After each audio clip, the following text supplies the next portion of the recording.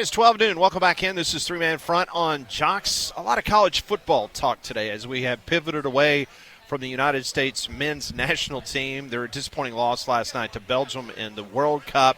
But we're less than 2 weeks away from SEC football media days down in Tampa, the unofficial beginning of the SEC football season. Meanwhile, Big 12, Brett Yormark making some news out in Dallas, Texas. They're in Frisco, actually, as Big 12 Media Days has gotten underway, and be a good opportunity to catch up with our good friend John Talty, author of The Leadership Secrets of Nick Saban, updated, and now it is coming out in paperback. We're going to talk to him about that and get his feelings about where we are in the wonderful world of college football. John joins us now on the Higginbotham Hotline. John, hope you're well, my friend. Yeah, appreciate you guys having me on again.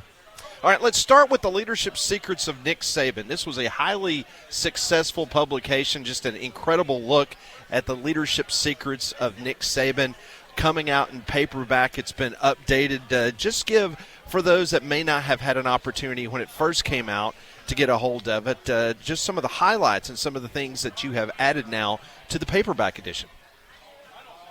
Yeah, I mean, the general idea, when I wrote it a few years ago, was looking at, whether Coach Saban's approach to football was, applicable outside of it in business and life. And so it's trying to take the things that were so successful for him throughout his career and applying them outside of life, so the process, how you can apply that to yourself, looking at how he recruited and developed both players and coaches to fit his system. There's, how you handle adversity, how you handle success. There's just all these things that I think he was, really good at doing, and, talk to, more than 100 people, coaches, players, all that kind of stuff about, how he was able to do it and how it would apply to you. So that was the general concept. And, that book came out originally in 2022. He was still, of course, coaching at that point. And so we thought it'd be a good opportunity to update it, to add some chapters, looking at, for your career, when's the right time to walk away, how you leave a legacy, things like that,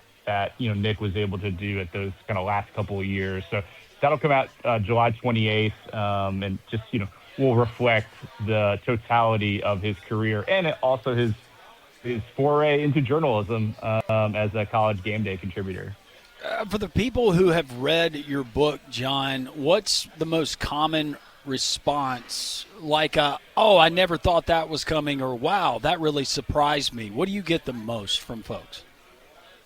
Well, I think, some of the most fun reactions have been from, like, Auburn fans or LSU fans or Ole Miss fans or whatever. We're like, I really didn't think I'd like Nick Saban, and then I learned to, like, really respect and appreciate him. And I think you come away from just, again, I think the totality of a career, you kind of can see the full picture of, like, all of the sacrifices he made, all the little things that led to the big results of those championships. So I think that's something that I hear over and over again. And just, it's been very cool, whether it's hearing from, CEO types who feel like they've gotten something out of it and have bought a ton of copies for their company, or even, like, there was a teacher of the year in Minnesota that was, taking some of the concepts and teaching his class, which I thought was super cool, and there was no connection there.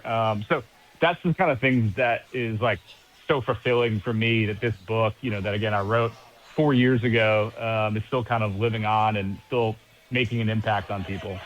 I am curious, John, as you look at what he is doing now on television, has he lived up to your expectation of the way he was going to be on ESPN once it was announced?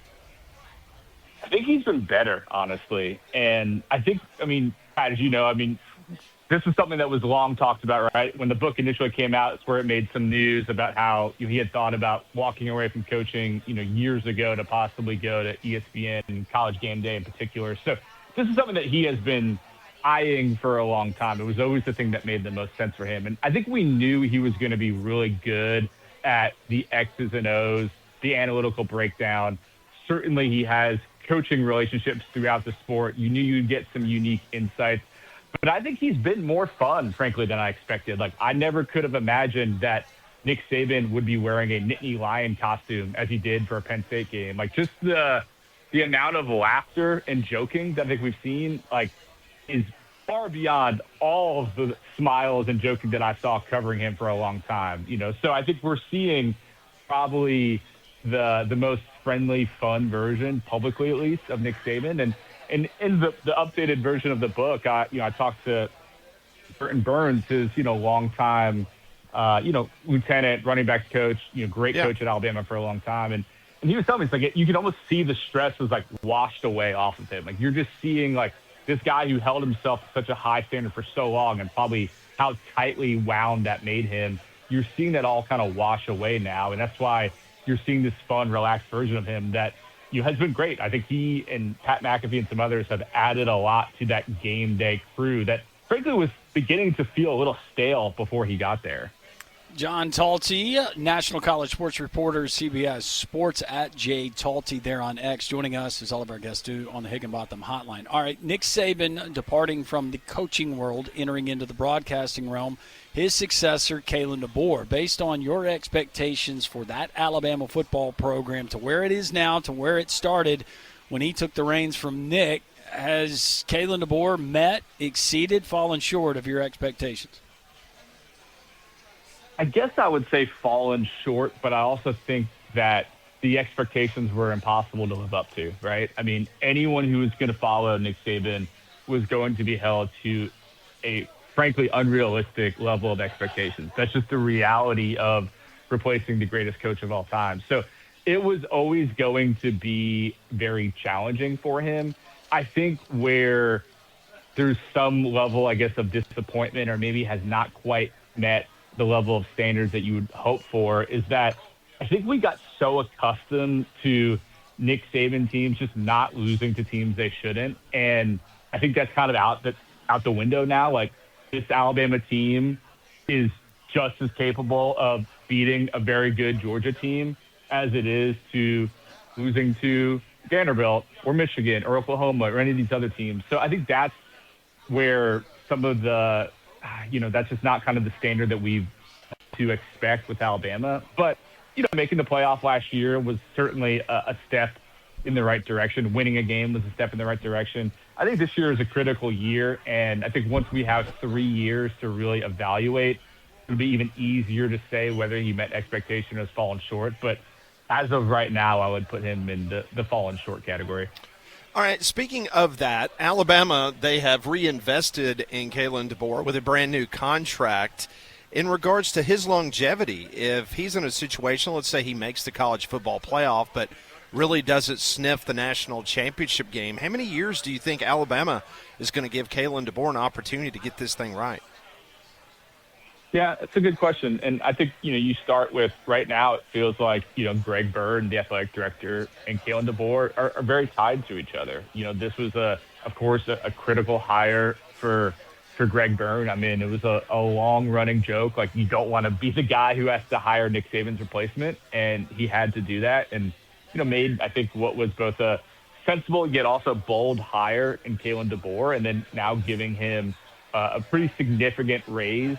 I think just even adds to that strength of connection between those two guys. So, it's going to be interesting to see whether there's outside pressure on Byrne and others if things are not able to meet expectations. And what I think might even be more interesting is if he's in that kind of range that you're describing, Pat, does someone like Kalen DeBoer eventually decide, you know what, this is a pretty hard job. I'm doing pretty well. Maybe it's not being as appreciated as it would elsewhere. Do I consider an outside opportunity the way, Michigan presented itself this past cycle?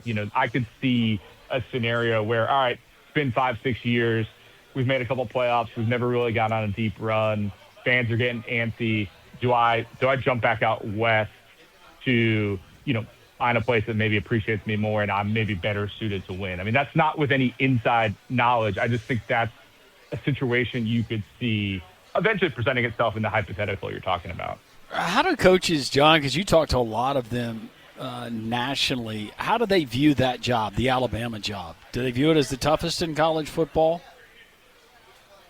I think it's still viewed as a good job, but it's not what it was. And I think we're all aware of that, right? I mean, I think the fact that in Indiana can win a national championship with a former Alabama assistant and Saban disciple, I think proves just how much the world has changed. And I think the reality of the Alabama job now is that you have a tremendous amount of tradition, prestige, fan base support. A lot of that is very strong. It puts you above many other jobs. But the downsides are you're not the wealthiest program. That's been, I think, well established at this point, but wrote about it quite a bit in my book with Armin Gatay and the Price a couple of years ago. Like, that's a real issue for Alabama. They've worked very hard to fix that, but they're still not the most moneyed program when it comes to putting together a roster. And you're competing in the SEC. And especially moving to 9 games, the way that we know all these other SEC programs are heavily investing in their rosters and their coaching staff, it's a very challenging league. And there are easier paths to the college football playoff, maybe to a national championship, that don't reside in Tuscaloosa. So, the days of just being able to rule the sport and dominate and build a dynasty the way that Nick Saban did are done. And I don't think that's unique to Alabama. I think that's a reality that a lot of very successful programs are having to deal with right now. But there's no question that the job in 2026 is harder than it was in, say, 2015. John Talty joining us for a few more minutes from CBS Sports. Joins us on the Higginbotham Hotline. I have to ask you about the Protect College Sports Act. You're as connected as anyone in the game of college football. You talk to a lot of people in D.C. Do you think this has a shot to get out of the Senate? I've been skeptical from the beginning, and I think you're seeing, for instance, like yesterday, Alabama and Auburn, coming out in joint opposition. I think you're going to see more and more of that play out. There's been a lot of work, as you guys know, just trying to get something, right? I mean, there's been all of these various bills and iterations, and, they have a little bit of momentum and then they die off. And this one has more momentum than ones in the past have had. I mean, it's gotten in some ways farther than others have, but there's just still a lot of issues with it. And I think when you have some of the most prominent schools, leaders, executives in opposition to it, it makes it very hard to actually get passed. And I think you're going to see, again, more public like Alabama and Auburn, but also there has been plenty of private lobbying as well against, some of the things in the bill. So if things can't get fixed, if there's not major changes made, then I think it is very unlikely at this point to be passed, especially before those midterm elections in November. If you had one question that you were able to ask Brett Yormark and you knew he had to answer honestly, what would that question be from you, John? Well, some of the Texas Tech stuff I think was kind of interesting. I would like to know, how far was he willing to go if Texas Tech took it all the way? Yeah. I mean, we've gotten some resolution there. We know that some of the steps that they made, but I think that's one of them. And I guess, especially with some of the realignment stuff being talked about again, it's, do you truly believe that, say, by 2035, Big 12 will exist as currently constructed, and will you be involved in any way? I think the answer to the second question would be no. The first one, though, I don't know, it'd be interesting. That would be extremely interesting, to say the very least. In regards to the college football playoff expansion, Brett Yormark said this morning that the conference commissioners, they're starting to have conversations again in regards to what potentially a next meeting or the conversations that will lead into the December decision. What are you hearing on that front? Are we still going to have that stalemate between the Big Ten and the SEC, or is there a little wiggle room where both conferences can kind of come to a decision and maybe, I guess, come to a decision of maybe being a 16 team instead of a 24? I just don't see a lot of moving to the middle right now. I just don't, from everyone that I've talked to, I think the Big Ten feels like they have a very strong hand right now, and that there is no incentive for them to move to 16 unless it was absolutely assured to them, likely in writing, that it was expanding beyond that in a defined timeline. So I just don't really see them moving. Now, the flip side, I think Greg Sankey has been pretty resolute as to where he stands. The only thing I see really changing there is there enough momentum amongst his constituents to force him to move off of that position? I mean, we saw some sprinklings of that down in Destin, at the beginning of June, late May. where coaches, ADs, others coming out in support of a 24 or so team playoff, is there a point where the room is all on board with that? It is not to this point, to be clear. But if they got to that point, would that force Greg to come to the table? That would be interesting. I don't see that as likely at this current moment. But, I think this is the challenge of when you gave two very powerful and stubborn in some ways conferences the control over the future of the format. They have to come to a compromise. And since that has been done, they have been unable to do that. And, again, if you're the Big Ten, why not keep pushing for what you got? I mean, the current system's working great for you. And if anything, you could argue the SEC needs expansion right now more than the Big Ten does. That is John Talty, author, The Leadership Secrets of Nick Saban, coming out in paperback. You can catch that at your local bookstore. Also, read his work at cbssports.com. They're the National College Football writer. John, always great to catch up. Hope to see you in Tampa in a couple weeks. Sounds good. Appreciate it, guys.